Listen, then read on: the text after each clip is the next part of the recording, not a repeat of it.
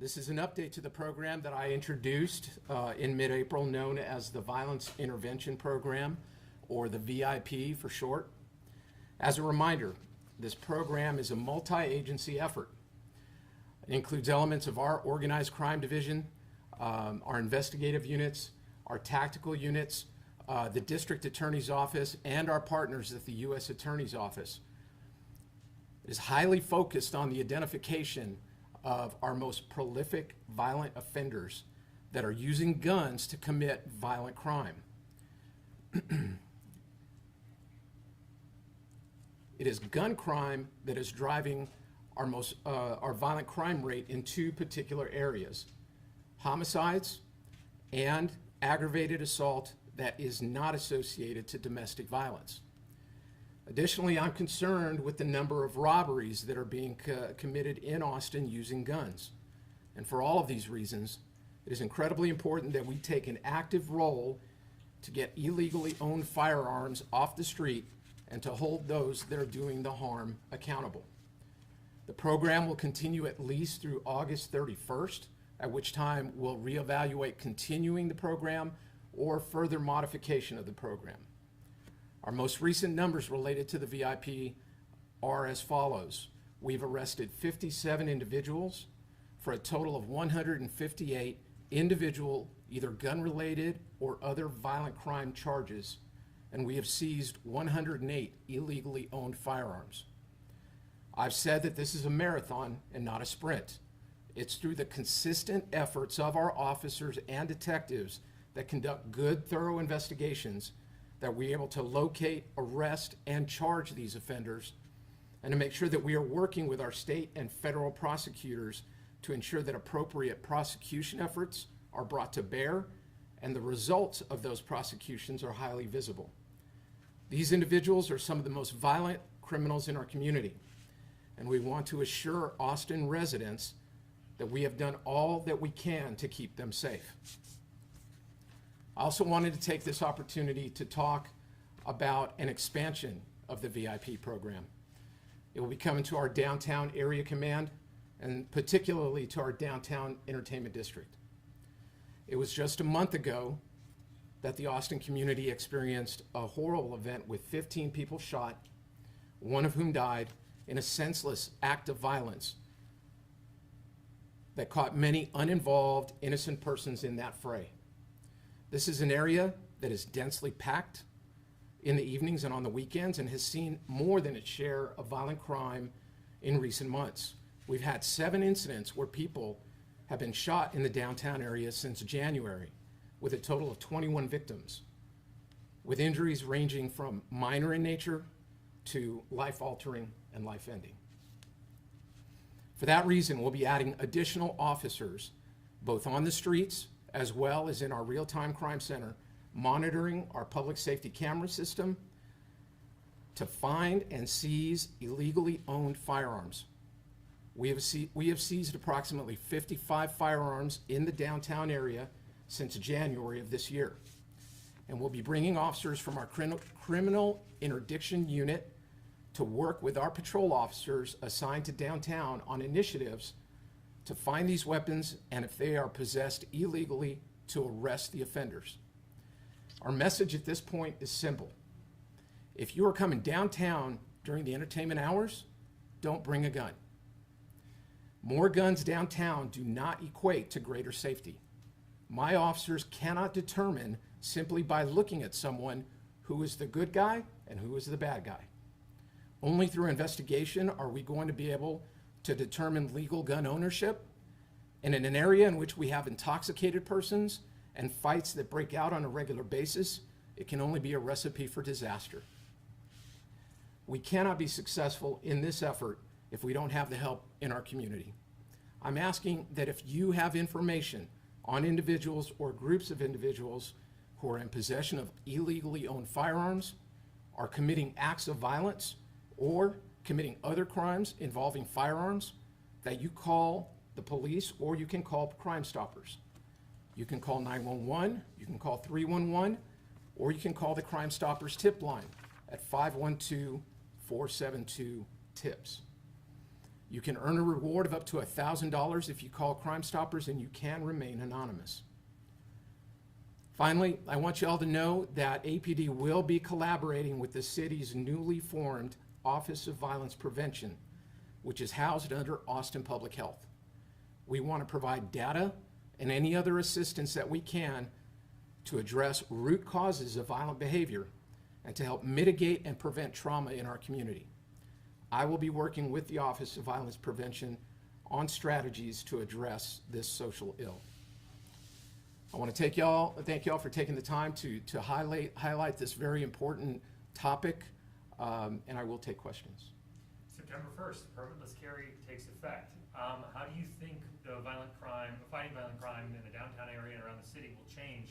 And is there anything that Austin Police are doing to prepare for it? You know, we are preparing our officers by preparing bulletins that will provide guidance on how to handle situations for people that are openly carrying. I want to remind folks that this is not a new phenomenon here in Austin or in Texas. The open carry law has been in place for some time, and I'm not sure, and we'll have to wait and see how much permitless carry is actually going to change that. But we will be prepared to have our officers handle those type of situations. But as I stated earlier, it's bringing more guns into these type of situations does not make it any easier for our officers to successfully de-escalate them, and we wouldn't want innocent people getting caught up in everything. Will any of the funding from the new budget approved going towards APD affect this program the city approved recently? I'm sorry, could you say that again? The city budget that was approved for the next fiscal year, the funding that was designated for APD, is any of that going to this program specifically? You know, we are, by me assigning these units and kind of starting up this whole program, we are expending funds towards it through salaries, through our efforts, sometimes through overtime, to keep this going. So yes, that will be part of the budget going into the next budget season. Could you share a little bit about kind of the day-to-day, either on the street or in the office, what this violence intervention program, what's happening differently now than before this started? You know, it's really focused on from an intelligence-led, evidence-based kind of approach to finding those, identifying those offenders who this is not the first time that maybe they've done something, but that they are doing things on a more regular basis, more prolific. Then once that person is identified, in making sure that we get them arrested as they continue to commit those offenses, and then working with our prosecutors, whether it's going to go federally for a federal firearms charge, or it's going to stay local with DA Garza's office. Either way, in both offices, they have prosecutors that are assigned to this project. It seems like a lot of the resources are focused downtown after we've seen so much violent crime. How does that hurt response times for areas where outside of downtown? I'm thinking about Homicide 46 in particular. You know, I think that we've always kind of staffed and done things downtown a little bit differently based on the way that it's laid out because of the entertainment district.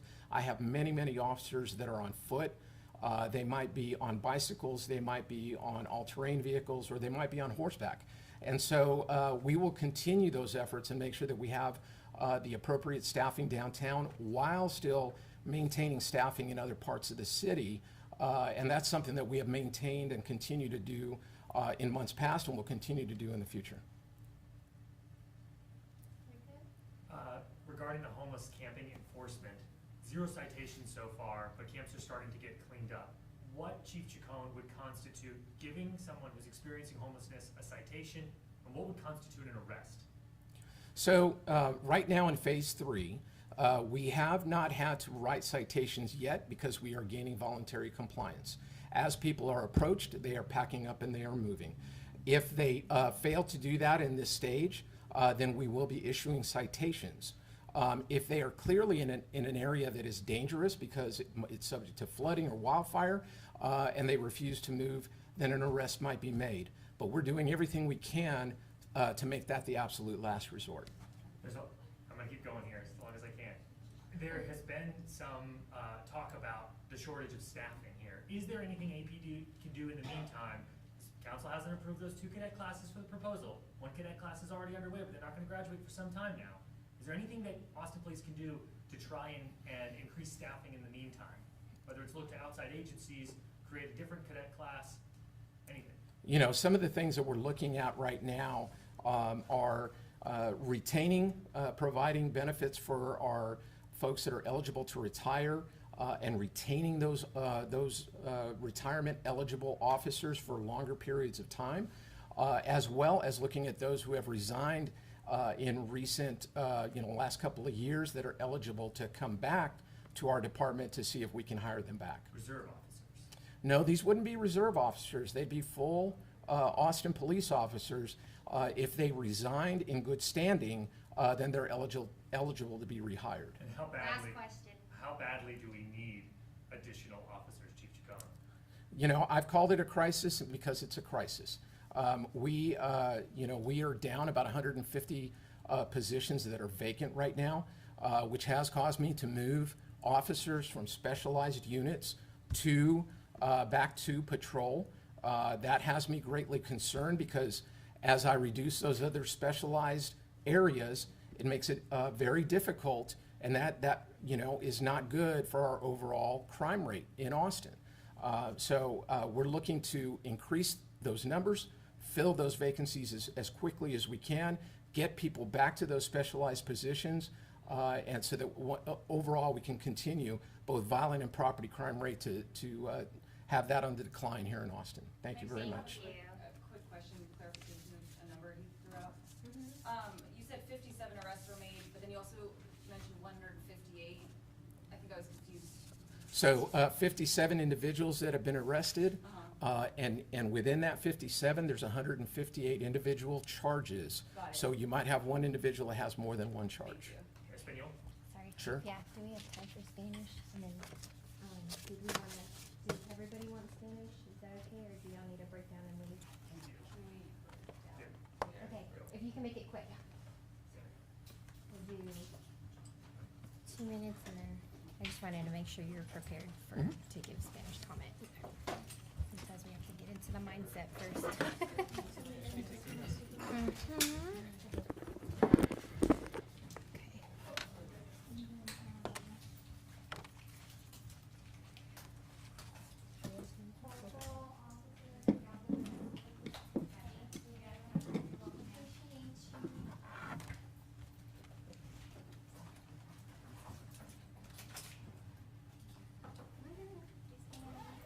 Thank y'all for coming out.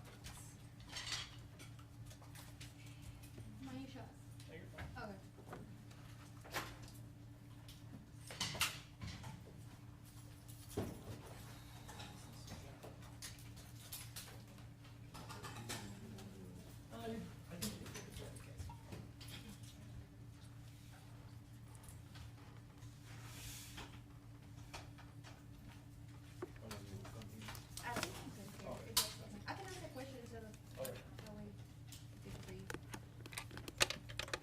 That violent crime initiative started in January, Chief. No, it started April the 16th, I believe. Over 50 arrests, over 100 firearms. Yes. Okay. This over here, so, Good. yeah. Okay, is everyone Mm-hmm. ready? We're good? Okay. Did you wanna give opening comments first and then? Okay. Sure. Pues buenas tardes, soy Joseph Chacon, el jefe de policía interino aquí en Austin. Gracias para esta oportunidad para proveer un update on la programa de intervención de violencia aquí en Austin. En este momento ya tenemos 57 personas que están arrestadas para cargos de violencia o que está involucrado armas de fuego, y tenemos 108 armas ya que está proveyendo. Estamos trabajando con las oficinas del abogado de distrito, la oficina del abogado de los Estados Unidos y también aquí en el departamento de la policía, esas personas que están haciendo investigaciones y también que están en la calle. En ese momento también estamos haciendo más en la área, en la zona céntrica aquí en Austin, porque hay más de estos tipos de ofensas que está pasando en este área. Y por esa razón vamos a poner más oficiales en la calle y también en el centro de las cámaras públicas para ver si hay personas aquí que están cometiendo ofensas con armas, si tienen armas y no es legal para ser un dueño de un arma, y vamos a arrestar esas personas. Ya pasó nomás un mes que tenemos 15 personas que está disparado aquí en la zona céntrica. Es un evento horrible y necesitamos hacer qué podemos nosotros para preventar este tipo de violencia. Si tienes preguntas. Sabemos que,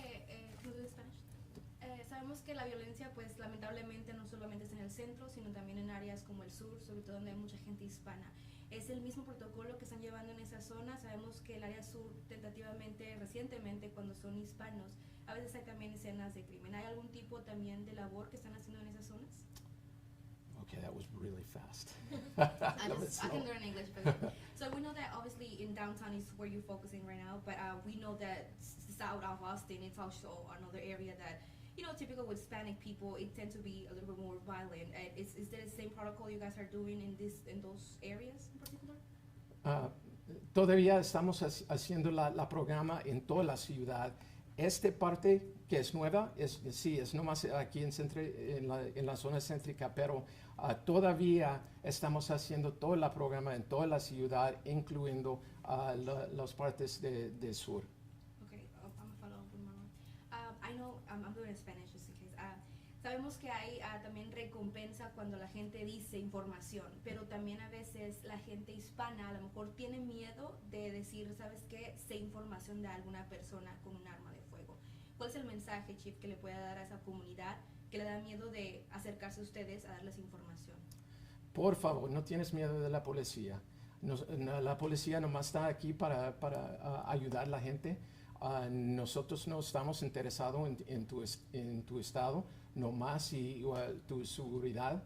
Y si tienes información, por favor, es importante para la comunidad total que usted pueda ayudar con esa información y no necesita tener miedo de la policía.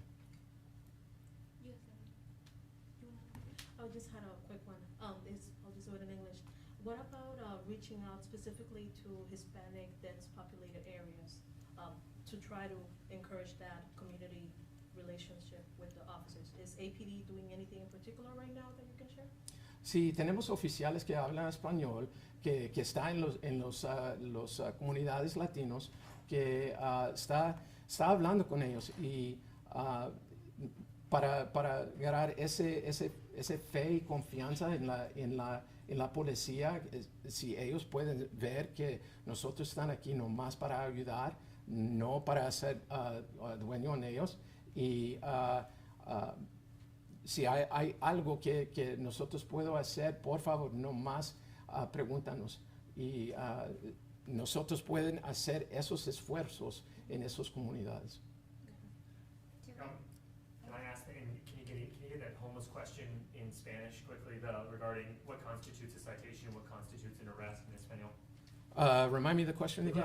What would constitute, Okay. for those experiencing homelessness, an arrest and a citation? Okay. En este paso, en paso 3 de la esfuerzo en esas personas sin hogar, si hay nosotros cuando entran a una comunidad de personas sin hogar, si hay hay cooperación con la policía, no vamos a hacer una citación, pero, una cita. Pero si ellos no están moviendo o no quieren mover, nosotros vamos a hacer una multa. Si hay en un lugar que es peligroso y necesitan mover en ese momento y no quieren, es posible que podamos hacer un arresto. Pero es la última cosa que vamos a hacer, y ojalá que la policía van a tener cooperación. Thank you, Chief. All right. Thank you so much. No problem. I All right, don't know guys. if we wanted to tell them, like, I know you said, like, don't be afraid to talk to us, but you can always remain anonymous and give a tip to crime